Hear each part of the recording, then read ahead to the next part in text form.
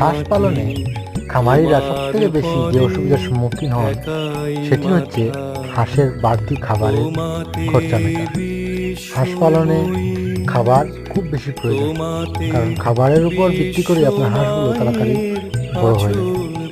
তাই আজকের এই ভিডিওতে আমরা কিভাবে কম খরচে হাঁস পালন করা যায় এবং কি কি প্রাকৃতিক খাদ্যগুলোকে আমরা খাইয়ে হাঁসকে মোটা ও তাজা করতে পারবো সে বিষয়ে আলোচনা করব।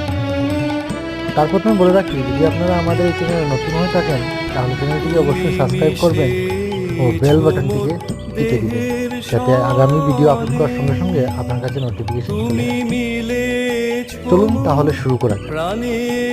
আমরা আমাদের গ্রাজুয়েট ফার্মারের এই ডাক ফার্মে হাঁসের বাচ্চাগুলোকে 15 দিন বয়স থেকে সেগুলোকে আমরা কচু ও